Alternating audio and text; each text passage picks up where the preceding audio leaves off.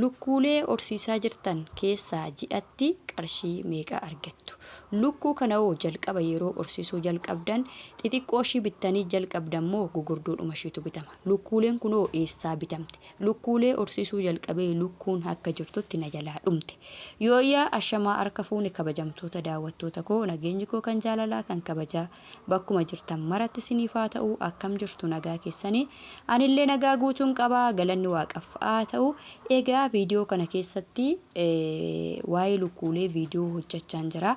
Sanarratti koomentiidhaan gaafii baay'eetu na gaafattanii gaafii keessan egaa isiniifan deebisa tokko tokkooni warroonni lukkuu kana jalqabumayyuu eessaa bitattee nama jalaa dhumti lukkuu yeroo bitan nama jalaa dhumti lukkuu kana immoo gugurdoodhuma akkuma amma jirtu kanatti bitte moo ka guyyaa meeqaa bittee eessaa bittee gaafii baay'eedha. Ji'atti immoo qarshii meeqaa argamsiiftii kan jedhudha. Gaafii hedduu nyaata ishiillee nu agarsiisi nyaata maal nyaatti warri jettanii gaafii hedduutu jira.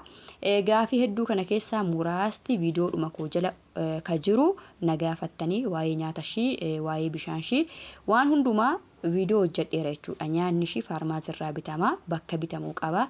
Nyaata qamadii garbuu maal kana hin fayyadamtu. Lukkuuleen kan inni akkasiitii miti lukkuun kun gadi ba'uun hin danda'amu.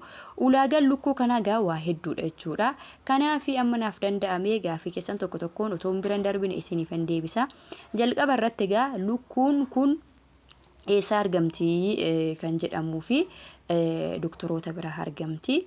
Akkuma yeruma lukkuu kana bituu barbaaddanittis in argattanii qarshii kennitanii yookiin ji'a 3 ji'a 4 eeggattaniiti lukkuun kun kan argamtu isiniif bilbiluu bakka dhaabbataa tokko yookiin bakka Walisoo keessatti bakka 2 jechuudha. Bakki lukkuulee akkanaa irraa fuudhan bakka 2. Nuti lukkuu kana galchinee deebinee lukkuu biraallee hin daballe jennee hin dhabne akka carraa lukkuun dhabamuu dandeessi. Lukkuun kun erga dhalattee jechuudha. Lukkuun nuti galchinee haga kana guutuu gugurdattee erga dhalattee ji'a 2 jechuudha. Erga dhalattee ji'a 2tti binneetu haala kanaan akkanatti gugurdattee jechuudha lukkuuni. Egaa turtii agamii immoo turteetu killee buustii kan jedhuuf immoo nuti jara biraa kan fuune lukkuu kana dhalattee jechuudha. Ka ji'a 2 fuune ji'a 2 nu bira turte jechuudha. Ji'a 2 nu bira turte ji'a 4tti killee buusuu jalqabde jechuudha. Lukkuuleen kun ifa sinii ta'a jedheetan yaada.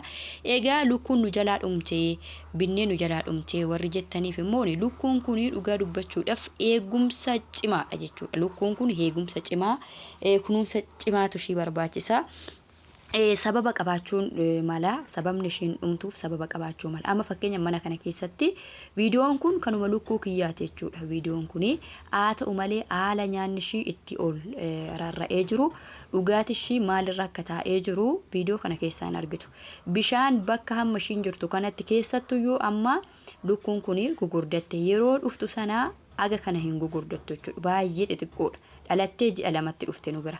Haa ta'u malee lukkuun kun bishaan bakka ishiin mana kana keessatti bishaan gannamne taanaan battalumatti du'uu dandeessi jechuudha. Akkasuma nyaata ishiidhaaf ajajameen halatti nyaata kabiraa itti kennitu yoo ta'e fakkeenyaaf nyaata ishii bituu fa'aa indaanqoo galchanii nyaata ishii fa'aa qallaba dadhabanii gidduutti qamadii garbuu ambaashaa wantoota garaagaraa fataffatanii kan itti kennan jiru namoonni.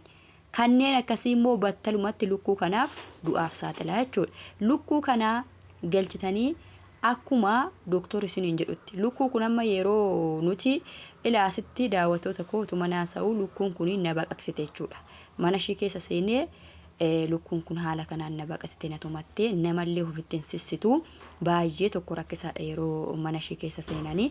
Egaa nyaata ishii nu agarsiisi warri jettaniif immoo nyaanni ishii kun haala kanaan bitama. Kunoo akkanatti matoodhaan bibbitameetu hodhaadhumasaa dhiifama gaa daawwattoota kiyyaa nyaanni ishii gaa haaluma kana fakkaatuun kunoo doktoroota biraa bitama faarmaasiidhaa bakka bitamuu qaba siniin jedheeraa nyaanni isaa kunoo bifti isaa kana fakkaata nyaanni ishee nyaattu daakamaadha matoodhaan bitama matoo hodhaadhaan bitamaaf jechuudha.